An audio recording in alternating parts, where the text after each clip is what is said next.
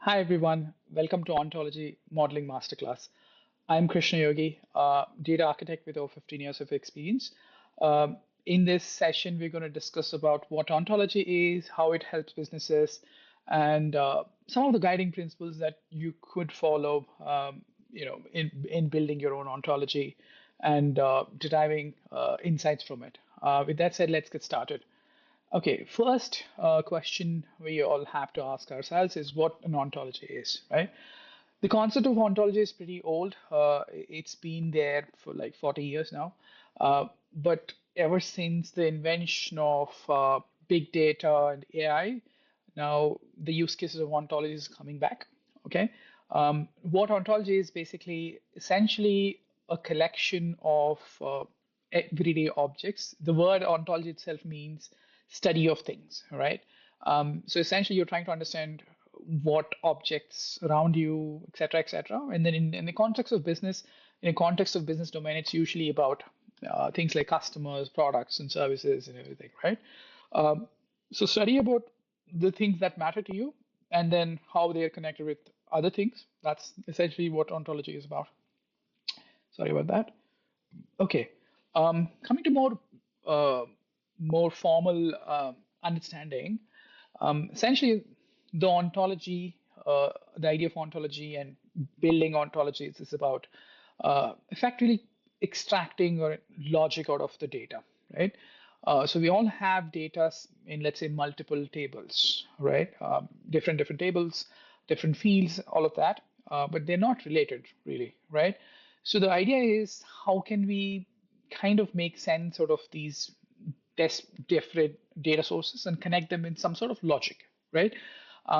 So that step one is basically you're building your ontology, and then putting a lot of logical rules around them, right? And then finally, you'll be able to use those logical connections and make some sense out of it. Also, eventually, the idea is you can use this for decision making, what we call as write backs. That part we will not cover in this session. That we'll do in the next session. But essentially, we will discuss about the step one, which is the logic layer, right? And that is built on top of the clean layer. So the clean data layer is also called a semantic layer. That we are all aware of how it works and all that. But in the session, we're going to talk about the logic layer or the relationship part, right? How actually it helps the whole ontology build up and then the logic layer essentially concretizes logic, right? Let's say in a typical, just take an example of a trip, right? A bus trip. In your database, let's say you have, I don't know, 50 customers who are going on a bus.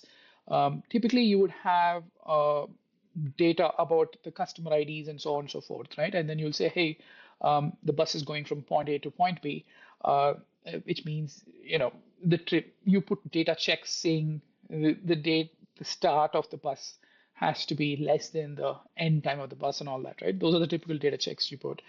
But we can also add more business context by saying, hey, the capacity of the bus is, let's say, 50 passengers.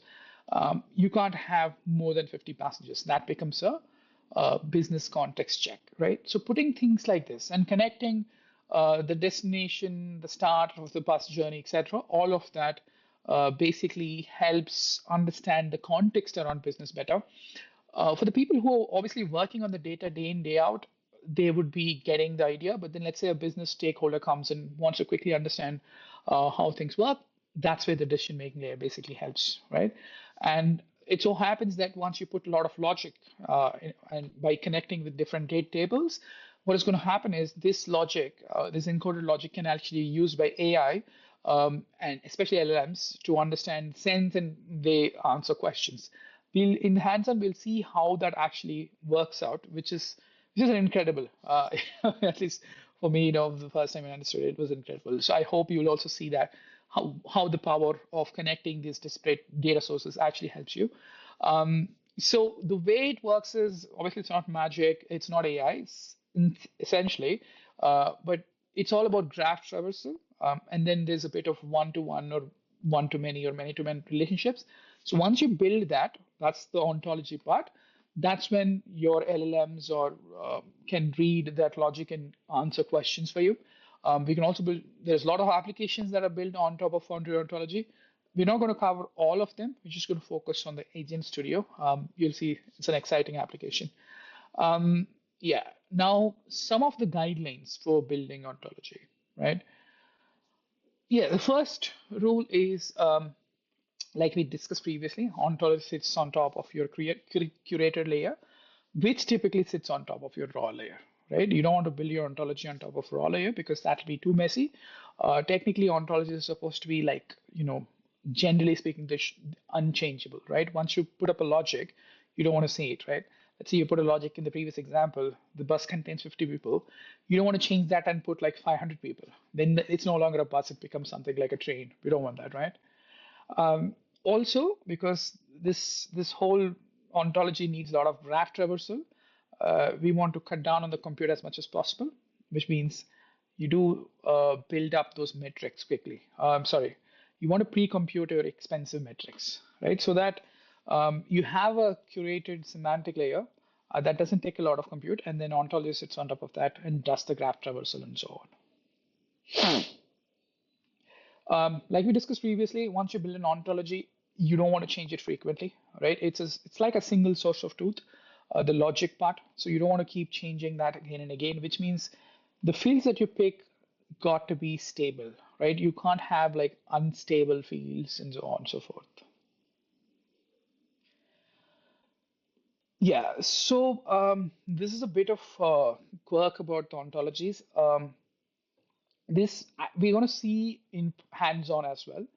We want to keep a simple, clean, denormalized tables that act as source tables for ontologies, wherein there's a primary key, and we want to keep the data denormalized. And the reason is, again, graph traversal. So when you do that, you don't want to have normalized data and then joins and structs and arrays. We don't want to have that.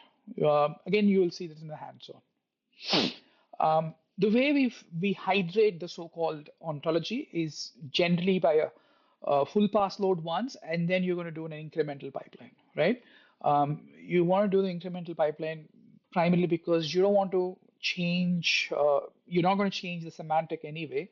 On top of that, it just makes sense to do incremental because that will decrease the compute load significantly.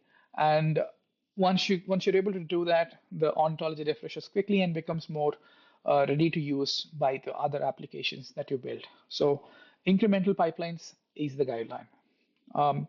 Also, while we have your routine data quality checks on semantic layer, you can also put additional checks so that business context will checks. Like for example, let's say, going back to the bus example, you want to say that, hey, a bus trip can't have more than 50 customers, right? So that becomes your check. So you're going to put that check, and then you're going to validate that check every time you hydrate the ontology. Also, because ontology is supposed to be like this single source of truth or high fidelity stuff, right? You want to understand, you want to have a clear dataset lineage. So in case something breaks, you want to quickly be able to go and see where the root cause of the problem is. That obviously needs a lineage, right? Once you have the lineage, you can see, hey, the problem happened yesterday because some upstream table broke or something. So once you know that, you're going to go and fix that problem quickly, which means you need to have the lineage clarified. Thankfully, Foundry ontologies have excellent lineage. So the data set that you can use, they all come with lineage. So if you're using Foundry, you won't face such problems. But this is more like, it's important to have it. So the other thing we were talking about, I was talking about graph traversal quite a bit, right? So the whole point of graph traversal is that you are going to combine two tables, right? Or 4 or 5 tables, generally speaking. All of that happens through keys, right? You have a primary key, and then the primary key joins with another key in a different table. That's going to be a foreign key. Now, we need to explicitly model the relationship so that when you ask the agent to do a graph traversal because of some question, it can quickly go into those paths, right? And for that, you need to model the relationship quickly so that the agent knows what to do. When you ask it to look into 4 5 tables, right? So the relationship explicitly needs to be defined. Again, this part we're going to see in the hands-on, so it'll become very clear. Also, a good practice is basically to explicitly document your ontology, mention what it is doing, definition, what is the source data set, what is the refresh cadence, and all of this. So even though you have lineage already, you can go and check back, but it's good to have the documentation ready so that you will be able to clearly say what's happening in that ontology object. Last but not least, so if you've used ontology, you can also use in Foundry, you have this object explorer, which basically connects with all the different ontology objects. It just makes life easier. So, you want to have a compatibility with your objects, ontology objects, and object explorer. Some good practices are partition by time, index by object ID, etc., etc. Some of these happen already, but you just want to make sure that they are happening. All right. Okay. Now over to hands-on.